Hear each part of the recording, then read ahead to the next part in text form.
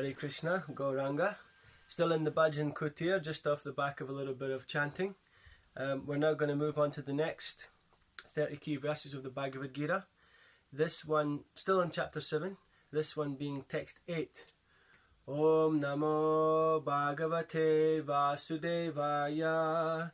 Om Namo Bhagavate Vasudevaya.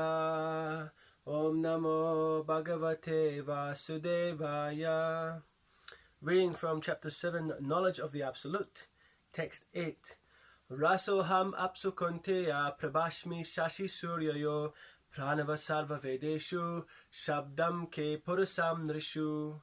O son of Kunti, I am the taste of water, the light of the sun and moon, the syllable Om in the Vedic mantras. I am the sound in ether and ability in man. Purport by His Divine Grace Srila Prabhupada Ki Jai.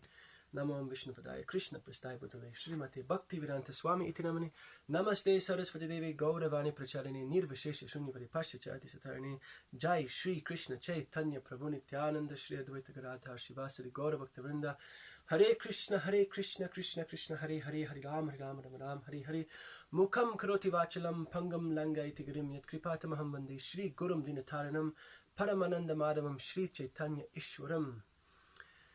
This verse explains how the Lord is all pervasive by His diverse material and spiritual energies.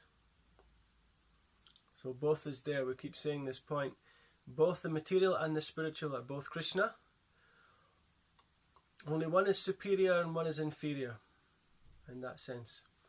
The spiritual energy is the eternal energy and is the most vast energy of the Lord. The spiritual creation and everything in the spiritual world is the predominating energy of the Lord. In this small material world, there's only a little spark, actually, of the Lord's energy. The Supreme Lord can be preliminarily perceived by His different energies, and in this way He is realized impersonally. As the demigod in the sun is a person and is perceived by His all-pervading energy, the sunshine, so the Lord, although in His eternal abode, is perceived by His all-pervading diffusive energies. A nice example there. We know that the Supreme Person of Godhead is up in the spiritual world, or you say God in heaven. God is this unreachable, unknowable, sometimes unnameable, unthinkable. You can't even put an image. These things. God is away somewhere. To get Him by mantras takes lifetimes. These kind of things. This concept of God is there, and although a vast part of those are incorrect according to Krishna consciousness, we do know the descriptions of the spiritual world, descriptions of Krishna's, His face, His bodily features, His mannerisms, everything we know. Krishna's, as we usually say, Krishna's address is even there in the Vedas. Krishna's pastimes, Krishna's mood, everything is there. His teachings, His direct words is here, the Bhagavad Gita. But one thing is, in one sense, correct, is that the spiritual world is very far away from here. In that sense, it's very, very far away in mentality and in presence from this material world. But a devotee can instantly capture that spiritual world mood and vibe by acting in devotional service. And those rays of the spiritual world fall on the devotee when he's practicing devotional service. This is the thing. So the all-pervading energy of the sun, although very far away, is giving us warmth and heat here on this earthly planet. And of course we're hearing it's also saying that there's a demigod in the sun, right? So we know that that's there as well. Sometimes he's known as Surya, Vivasvan, like that. The taste of water is the active principle of water. No one likes to drink seawater because the pure taste of water is mixed with salt. Attraction for water depends on the purity of the taste, and this pure taste is one of the energies of the Lord. So Krishna's describing how he's kind of breaking it down a little bit. And this is a small introduction to what he speaks about in the 10th chapter of the Bhagavad Gita, opulence of the Absolute. And he goes almost like blow for blow in such finite detail about what all the most amazing things, of strength I am of the strong, of knowledge I am wisdom, of mountains I am the Himalaya, time I am the great destroyer. He goes into everything, So this is just a kind of little taste of that. He's saying what each one of his energies are. So he's saying that he's the pure taste of water, that satisfaction, that feeling of being your thirst being quenched. That is Krishna. So we can understand Krishna in that way as well. So rather than just the impersonal understanding that Krishna is just all the energies, he's just everywhere, which is true, but actually we can really we can make it personal by being able to appreciate Krishna in everything and being able to serve him with everything. This is the higher principle. We can take some water, patram puspam phalam toyam yome bhakti prayachati. We can take some water and offer it back to Krishna. Right? We can take some of these material elements and offer them back in service to Krishna. That's the personal side. The impersonal is just understanding that Krishna is everywhere. He's in all the atoms. He's in all he's in all these material elements. He's in all the universes. That's the impersonal side. The personal is that we can relate to Krishna, the person, through and use these elements to serve him. The impersonalist perceives the presence of the Lord in the water by its taste, and the personalist also glorifies the Lord for his kindly supplying tasty water to quench man's thirst. So Prabhupada made that point there. That is the way of perceiving the Supreme. Practically speaking, there is no conflict between personalism and impersonalism. Both have their use, but one's higher than the other. This is the point. One who knows God knows that the impersonal conception and personal conception are simultaneously present in everything, and that there is no contradiction. Therefore, Lord Chaitanya establishes sublime doctrine, achintya beda and abeda tattva, simultaneous oneness and difference. The light of the sun and the moon is also originally emanating from the Brahmajyoti, which is the impersonal effulgence of the Lord. And pranava, or the omkara, transcendental sound, in the beginning of every Vedic hymn, addresses the Supreme Lord. So it goes on to say here, the people do not realize the omkara is the sound representation of Krishna. So because the impersonalists are very much afraid of addressing the Supreme Lord Krishna by his innumerable names, they prefer to vibrate the transcendental sound of omkara, but they do not realize that omkara is the sound representation of Krishna. So people are sitting down in transcendental meditation and chanting Om, Om, Om, and they're thinking, at least with this we're staying slightly out of the picture of religion or spiritual life. We're doing a little bit of yoga, we're trying to practice something a bit transcendental, a bit far out, a bit on the edge, but it's not religious, we're not surrendering, we're not getting into it too deep. But this Om is the name of Krishna, and this Om is there behind all the for example, the Bij mantras in when you're offering puja to the Lord, it's there. And it's a lot of the verses, Nama Om Vishnupadaya, Om Namo Bhagavate Vasudevaya. I mentioned this in a previous class.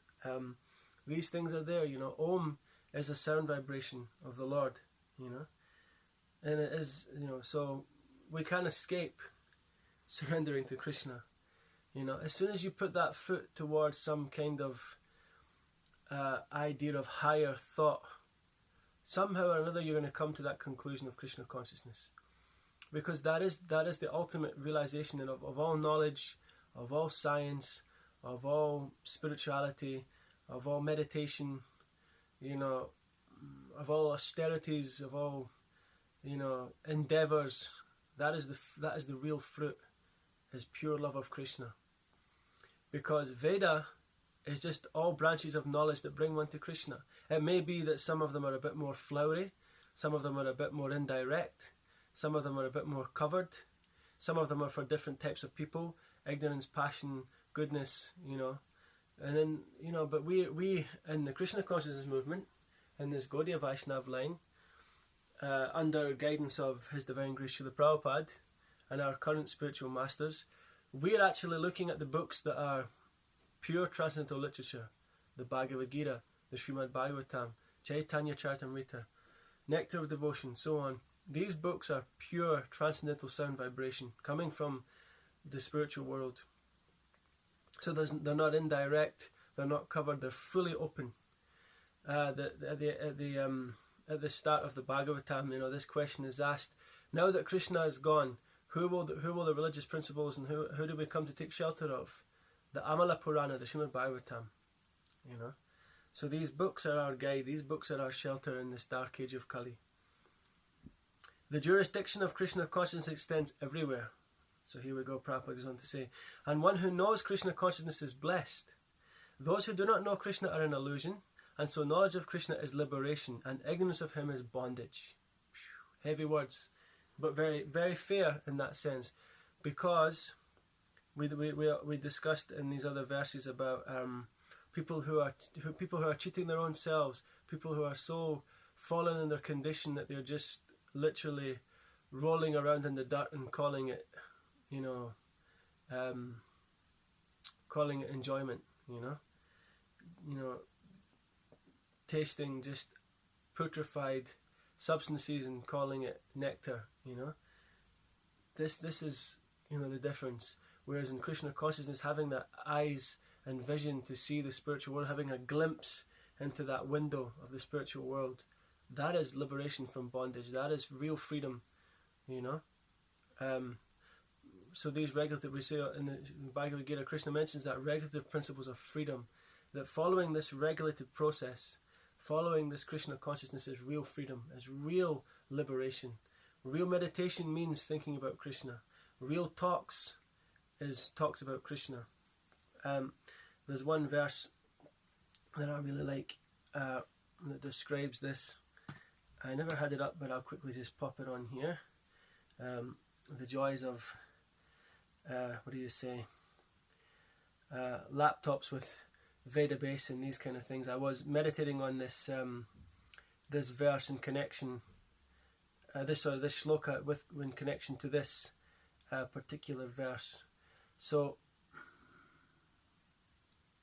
when in the chapter Sudama visits Lord Krishna in Dwarka, Parikshit Maharaj is speaking about the essence of life, and he says in text 2, he says, "O Brahman," so this is him speaking to Shukadev Goswami, "how could anyone who knows the essence of life and is disgusted with endeavouring for sense gratification give up the transcendental topics of Lord Uttama Shloka after hearing them repeatedly?" And then he goes on to say this really beautiful verse, 1083, "Savagyaya tasya gunan grinite karau chatat karma karau manascha smared vashantam stirajangameshu shrinoti tat punya katasa karnaha." Actual speech is that which describes the qualities of the Lord. Real hands are those that work for him. A true mind is that which always remembers him, dwelling within everything moving and non-moving. And actual ears are those that listen to sanctifying topics about him. So all the senses, their purpose is fulfilled when they're glorifying Krishna. Just as we heard this very in-depth process, Shravanam, Kirtanam, Vishnu Smaranam, Padasevanam, Archanam, Vandanam, Dashyam, Sakam, you know, you're offering your obeisances, you're hearing, you're remembering, you're doing puja, you're bowing down repeatedly, and you ultimately surrender everything. All those daily activities are covered in the Krishna consciousness movement. Getting up in the morning, taking bath, you know, washing your mouth, chanting mantras, you know, purifying the senses. Then you're engaging in some puja, offering flowers, offering fruits, water to the Lord, you know, and then you're eventually surrendering everything you have through those processes. Every second is covered, you know, whether it's discussing with devotees about Krishna, whether it's using your hands to engage in cooking or, you know, in doing your office work or whatever it is, you know, that's Krishna consciousness. Because for a devotee, wherever he goes and whatever he does, there is no other thing other than Krishna. You know, whether you're, I'm a software tester, whether you're a doctor, whether you're a dentist, whether you're a shelf stacker, whether you're a professional, an unprofessional, you know, whether you're a dimwit or a genius, you know, every activity you do can be Krishna conscious every single day, every second, simply by changing your mindset, you know. So this verse gives a little glimpse into seeing that even the energies of the Lord, everything is linked up, you know. And we'll be able to go further into the Bhagavad Gita and look at those points where the Lord says everything that is him, you know. And then ultimately, of course, he says that it all arises from but a spark of my splendor. You know, that we don't become bewildered by these energies, but become, you know, captured by him himself, you know. Srila Prabhupada ki jai. Nitai Gaura Premanandi. Hari Hari Bo.